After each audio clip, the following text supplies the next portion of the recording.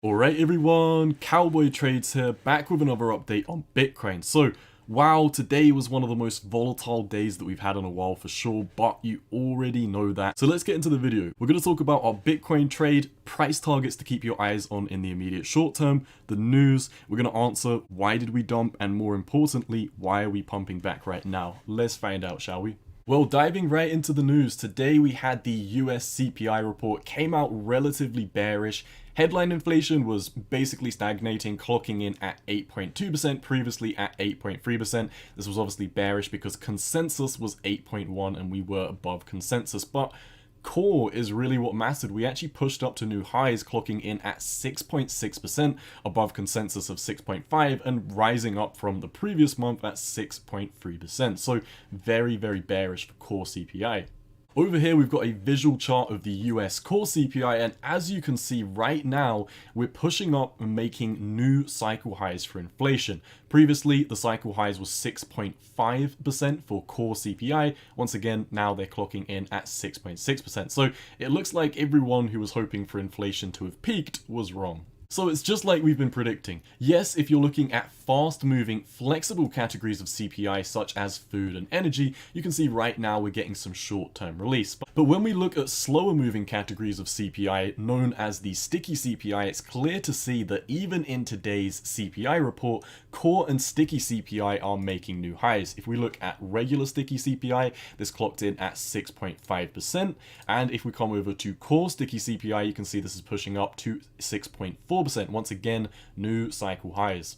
So my friends, that is exactly why we landslided about 5% today, but then why did we pump back almost 8%? The answer might surprise you. Well, there's definitely an argument to be made that after that 5% pump, we had fully priced in this bearish CPI report. I'm not the biggest fan of this theory, but I do at least lend it some credit. A follow-up on that theory would imply that after this relief rally, we would start pricing in the next bearish CPI and subsequently start breaking down anyway. And there's also an argument to be made that we simply bounce from the 19,000 level, which we've done 6 times so far, or even that we bounce from 18k, which we've bounced from 3 times, each time resulting in a extremely strong rally. But as you can see, after each one of these rallies coming back to the 18k, the first rally went up to 25, the next rally went up to 20.5, and this rally hasn't even, well, it's residing round about 19.5. So can you see a trend? I definitely still see this downtrend in play. We also mentioned in our previous news video that Thursday and Friday were going to be extremely important for earnings season. Some very big names had earnings reports today and they didn't actually come back as bad as expected. We also have some huge names reporting tomorrow. We've got JP Morgan, Citigroup, Morgan Stanley, Wells Fargo. If these companies have positive earnings tomorrow, it could suggest further continuation into the price action for tomorrow. More about that in a second, with price targets I've got my eyes on, of course. The truth is, it's probably an amalgamation of these reasons. We also had the intraday volatility for short date options in the S&P 500 take a huge landslide today. Pair this with the fact that most options almost instantly became unprofitable. We basically unwinded, and something similar to a short covering took place where options traders bought back the underlying asset/securities, causing the stock market and of course Bitcoin to rally. I decided not to dive too deep into the options rabbit hole for this video. It's super boring, requires tons of prerequisite knowledge to make any sense of it. So yeah, I did just want to let you know about the options unwinding. Let's move on before I bore any more of you. So now we know exactly what happened today. Let's talk about our Bitcoin trade that we've been in for the past 3 days. If you're a veteran of the channel and you've been keeping up to date with our trades, you know that we entered this short position 10x leverage at 19,300. I say this in all my trades, and I said it in my most recent video. If you're in a super profitable trade, use a stop loss in the profits. Bitcoin dumped about almost 6% today, meaning our 10x leverage trade was around 60% in the profits. We then incorporated a stop loss right here where this red box is at 19,150 around the 4-hourly EMA ribbons and just above the 1-hourly EMA ribbons in case of that worst case scenario that we talked about in the previous video. Meaning, of course, worse comes to worse, we walk away with 10% profits. And that's exactly what happened, my friends. So congratulations if you got into the trade, especially congratulations calculations if you took profit when the trade was around 50 to 60% in the profits. That's something that I didn't do. I got stopped out at a 10% profit, just like I said I would in the worst case scenario. Now, these unexpected pumps are exactly the reason why I went on a rant at the end of my previous video. I told you why I'm such a risk-adverse trader and how we use that to our benefit to always walk away from these trades successfully.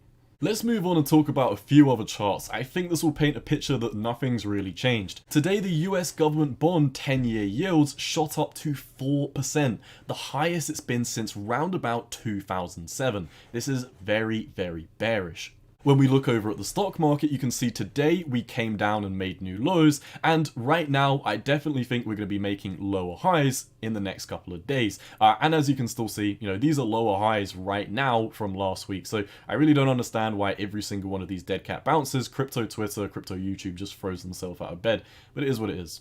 When we look at the actual SPX, you can see this pump is beautifully lining up with what happened in 2008. Now, why did we pump at this exact time in 2008 as well? Well, we had a better than expected earnings season back in the day. Well, who says fractals don't work? That's nonsense. Human emotion replicates time after time after time, and this is exactly why this 2008 recession has basically been following with what the stock market's been doing. Once again, it's just human behavior and emotion replicating time after time again. You shouldn't expect that humans' behavior will change in 100 years or so, let alone 14 years.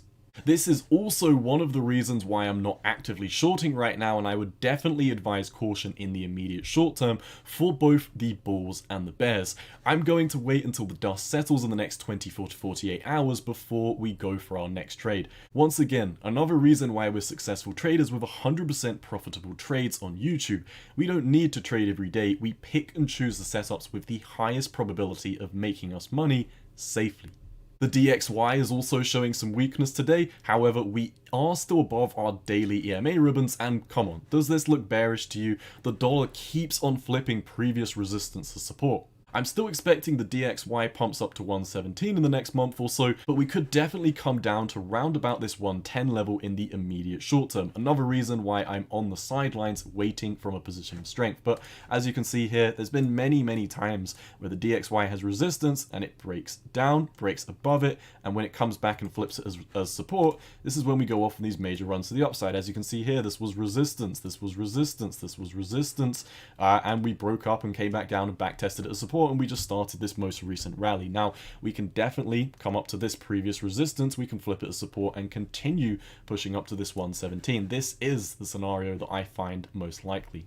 Also, if we're talking about on-chain metrics, institutional/smart money is still not buying Bitcoin right now. They're really just sitting on the sidelines like myself watching this entire shit show take place. Basically, this entire rally and why we're even holding 19k is purely retail driven. So yeah, all in all, nothing's changed. Weekly Fibonacci candles for Bitcoin are still bearish. I love using these to smoothen out all the noise. So let's wrap up the video on my final thoughts and potential price targets for the next short. Please bear in mind right now I'm purely observing these markets. I will update you before I put any trades in right now. Basically, I'm just a friend telling another friend the levels I have my eyes on for the next rejection, because, like I said at the start of this video, if we get a good earnings report tomorrow, then it's likely we push up to these following targets. If we zoom in, you can see the long-term moving average on the daily time frame for Bitcoin is clocking in around about 20,200. And if we come up to the top of this triangle pattern, we could definitely see about 20,700 before nuking back down. Once again, if I do foresee these regions being a good short, I will let you know first on YouTube and Discord. I do get a lot of messages asking me, Cowboy, are you still in this trade? Where's your stop loss? Are you trading anything else right now? But all of my trades are fully disclosed on my YouTube and my Discord. I also do sometimes run some trades just for my Discord, so be sure to join the community to not miss out on the next Discord exclusive trade. The link is in the description down below, and also if you click on my channel and click on Abouts, you can find all of my social medias. Any account that is not on one of these links is not me. I will also never DM you. Bear that in mind, there's a lot of scammers and impersonators of me. So that's all I've got for you today, my friends. Be sure to follow me over on Twitter at 618_cowboy. The Discord invite is also down below, and if you're enjoying the content and appreciate all the free trades, the best way to thank me is by smashing that like button, leave a comment, share the video with your friends, all free ways to help out the channel. So cowboys, that's all I've got for you today. The next profitable Bitcoin trade is right round the corner. Make sure to turn notifications on so you don't miss it, but for now, cowboy out. Peace.